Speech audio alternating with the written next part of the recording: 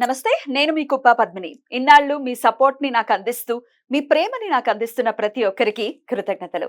ఇప్పుడు చూడబోతున్న ఈ వీడియో కూడా ఖచ్చితంగా మీకు ఉపయోగపడుతుంది.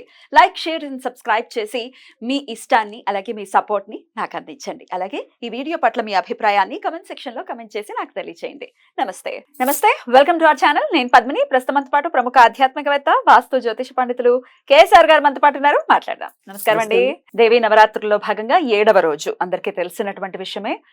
సరస్వతి మాతని మనం కొలిచేటటువంటి రోజు. అలాగే సరస్వతీదేవి అనుగ్రహం ప్రతి ఒక్కరికి కావాలి. చాలా మంది అనుకుంటారు చిన్నపిల్లలకి మాత్రమే సరస్వతి అనుగ్రహం కావాలని. కాదు, జీవిత పర్యంతం కూడా సరస్వతి అనుగ్రహం కనుక ఉంటే, జ్ఞానం ఉంటేనే కదా అన్నీ వచ్చేది.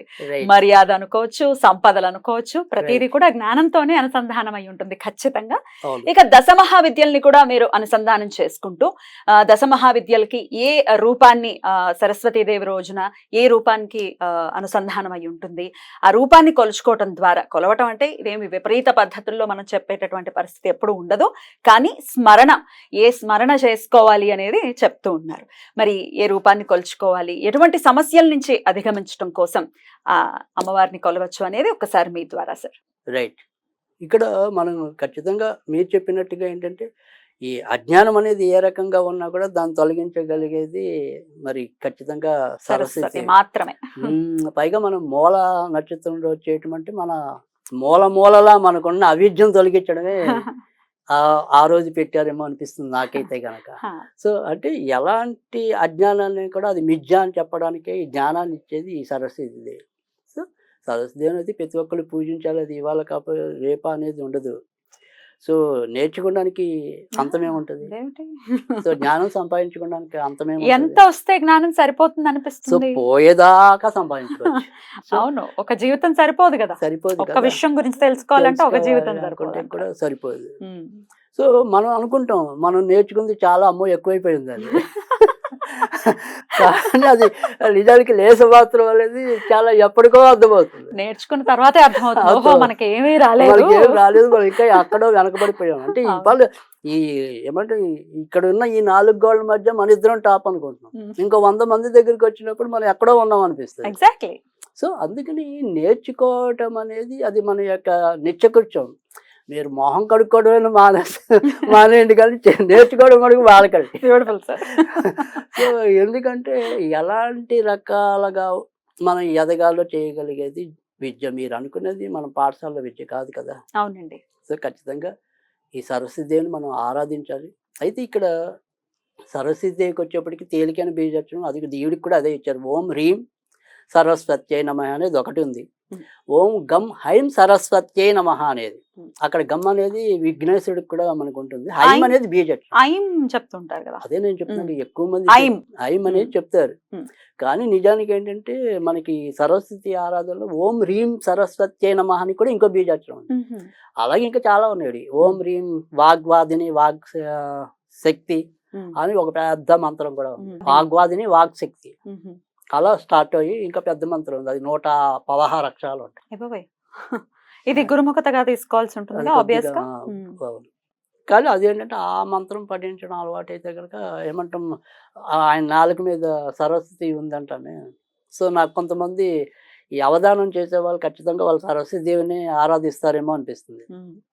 ఎందుకంటే ఆ ధారణ పటం అనేది సరస్వతి దేవి లేకపోతే, అనుగ్రహం లేకపోతే రాదు. లేకపోతే ఖచ్చితంగా రాదు. గుర్తు కూడా రావాలి కదా. అంటే అవధానం చేయడం అంటే అదేం పెద్ద తేలికైన విద్య ఏంటి. అలాంటి విద్యలు మనకి ప్రసాదించిన తెలుగు భాష చాలా గొప్పది. సో అవధానం అనేది తెలుగులోంచి పుట్టింది. ఈ తెలుగు అనే దానికి మూలం సంస్కృతం. సంస్కృతంలోనే అన్ని పేదాలు ఉన్నాయి. సో అది అందుకని సరస్వతి దేవిని ఎలా పూజించాలి అనేది ఇది పద్ధతి. సరస్వతి దేవికి అయితే కనుక మనము వచ్చేప్పటికి ఏంటంటే జాతకంలో చూసుకుంటే ఖచ్చితంగా రాహుకి దుర్గాదేవి ఎంత ప్రాముఖ్యత, సరస్వతి దేవి కూడా అంతే ప్రాముఖ్యత. సో ఒక విద్యలో మనం ఏకాగ్రత చూపించలేకపోతున్నాము అంటే అది చంద్రుడైనా అవ్వాలి, రాహుడైనా అవ్వాలి, బుధుడైనా అవ్వాలి. అందుకని నా దగ్గరికి వచ్చే వాళ్ళకి ఎక్కువ కూడా బుధవారమే సరస్వతి దేవిని పూజించండి అని చెప్తాను. సో పైగా ఇవి సౌమ్యమూర్తి, అది సౌమ్యవాసనే. సో అందుకని ఖచ్చితంగా అంటే మీకు లక్ష్మీదేవి దగ్గర కొద్దిగా ఏమంటాము రాజసం కనబడుతుంది. దుర్గాదేవి దగ్గర తామసం కనబడుతుంది. ఈవిడ దగ్గర ఈవిడ తామసం అన్నారు మామూలుగా అయితే అంత సౌమ్యంగా ఉంటాయి, కానీ సౌమ్యంగా ఉంటుంది. సో అందుకని మనకి సౌమ్యమూర్తి కాబట్టి సౌమ్య వాసరి అంటే బుధవారం నాడే ఎక్కువ కొలవటం అనేది నేను ఎక్కువగా చెప్తాను. సో ఇవాళ మనకు వచ్చినప్పుడు అనుకోకుండా ఇది బుధవారం నాడే రావడం అనేది నాకు చాలా ఆనందాన్ని కలిగిస్తుంది. సో ఖచ్చితంగా సరస్వతీదేవి ఆరాధన అనేది తప్పనిసరి. మీరు అంటే అంతకు ముందు రోజులు మిస్ అయినా కానీ మనకేదో చిన్నప్పుడు కదా అన్నప్పుడు ఒక్కొక్క లక్ష్మి వెళ్ళిపోతుంటే ఒక రాజు ధైర్యలక్ష్మిని ఒకటి పట్టుకుని నువ్వు అటుకు వెళ్ళకు, నువ్వు ఇక్కడే ఉండు, నువ్వు ఒక్కదాని ఉన్నా అంటే నేను మిగతావన్నీ జయిస్తాను అన్నట్టుగా మన ఈ సరస్వతి ఒక్కరోజు పెట్టిన ఆ జ్ఞానంతో మిగతావన్నీ సంపాదించారు. అంతే, 100% సరస్వతే ఉండాలి. రైట్. కనుక ఈ రోజు మటుకు మిస్ అవ్వకండి. మిగతా అంతకు ముందు ఉన్న 6 రోజులు మిస్ అయితే మిస్ అయ్యారు. ఈ రోజు మటుకు ఖచ్చితంగా మీరు మిస్ అవ్వకండి. ఆ రకంగా ఈ రోజు సరస్వతీదేవి ఆరాధన చేసుకోండి. కనుక ఇక్కడ ఇందాక నేను చెప్పబోయేది ఏంటంటే తేనె కానీ ఈవిడికి కూడా ఏదైనా తీపి వస్తువే నివేదన చేయండి. ఆ రకంగా నివేదన చేస్తే సరిపోతుంది. ఇక్కడ దశమా విద్యలోకి వచ్చేప్పటికి ఈరోజు మనకి ధూమవతి చెప్తుంది. సరే, ధూమవతిని ఎలా ఆరాధించాలనేది చాలాసార్లు చెప్పాను. ఆవిడ ఏకైక బీజాక్షరం అయితే కనుక ఓం ధూమ్ అనేదే ఉంటుంది. తర్వాత ఇక్కడ ఒకవేళ నేను చేసే పద్ధతి ఉంటే కనుక ఈరోజు నీలా సరస్వతిని ఆరాధించడం అనేది అయితే ఉంటుంది. ఆవిడ బీజాక్షరం కూడా ఇంచుమించు అదే ఉంటుంది. ఓం హ్రీం త్రీం తారా నీల సరస్వత్యే నమః. ఓం హ్రీం త్రీం తారా నీల సరస్వత్యే నమః. ఇదే బీజాక్షరాన్ని కూడా పఠించడం అనేది మళ్ళీ ఓం హ్రీం త్రీం ఓం హ్రీం త్రీం తారా నీల సరస్వత్యే నమః. ఇది పఠించడం వల్ల కూడా ఖచ్చితంగా నీల సరస్వతి అనుగ్రహాన్ని గనక పొందితే ఎటువంటి సమస్యల్ని మనం అధిగమించవచ్చు. అలాగే నీల సరస్వతి అంటే శ్యామలమ్మని కూడా చెప్తూ ఉంటారు కదా, శ్యామలాదేవి సరస్వతి అని ఇట్లా రకరకాలుగా చెప్తూ ఉంటారు. కానీ ఎలా చెప్పినప్పటికీ అంటే మెయిన్ నీలా సరస్వతి అనేది ఏంటంటే ఇక్కడ నా వరకు నేను వ్యక్తిగతంగా తీసుకున్నప్పుడు ఏంటంటే మనకేమంటే భౌతిక జ్ఞానమే కాకుండా ఆది భౌతిక జ్ఞానం లభించాలన్నా కూడా ఈవెన్నే ఎక్కువగా ఆరాధించవలసి ఉంటుంది. తర్వాత రెండోది ఏంటంటే రాహుది బూడిద లేదా నీలం రంగు అనేది చెప్తాం. సో అందుకని నీలా సరస్వతిని ఆరాధించినట్టయితే కనుక రాహు నుంచి వచ్చే దుష్ఫలితాల నుంచి కూడా తప్పించుకోవడానికి అవకాశం ఎక్కువగా ఉంటుంది. సో ఖచ్చితంగా ఆ రకంగా ఈమెను ఆరాధించడం వల్ల ప్రయోజనం ఎక్కువ ఉంటుంది. జనరల్గా ఇవాళ నేను లక్షలాది జాతకాలు చూసాక మన దగ్గరికి వచ్చేవాళ్ళు లేదా వేలాది కొద్ది జాతకాలు అనుకోండి, కనీసం ఎక్కువగా బాధపడేది రాహు దశలో ఉన్న వాళ్ళే ఎక్కువ వస్తారు మన దగ్గర. ఎందుకంటే వాళ్ళకి బుర్ర ఒక నిమిషం ఉన్నట్టు ఒక నిమిషం ఉండదు, అలాగే టెన్షన్ అనేది కూడా ఒకసారి ఉన్నట్టు ఒకసారి ఉండదు. సో అధిక శాతం మంది ఆ రాహు దశ నడుస్తున్న వాళ్ళే ఎక్కువ మంది వస్తారు. తర్వాత వాళ్ళు కొద్దిగా ఏమంటాం ఎక్కువ మంది దగ్గర పరిగెత్తేది కూడా వాళ్ళే ఉంటారు. అంటే నా దగ్గర సమస్య పరిష్కారం కాకపోతే ఇంకోళ్ళ దగ్గర పరిగెత్తడం, ఇంకోళ్ళ దగ్గర కాకపోతే ఇంకోళ్ళ దగ్గర పరిగెత్తడం, తిప్పుతూనే ఉంటాడు రాహు. స్టేబుల్ గా ఉండనివాడు.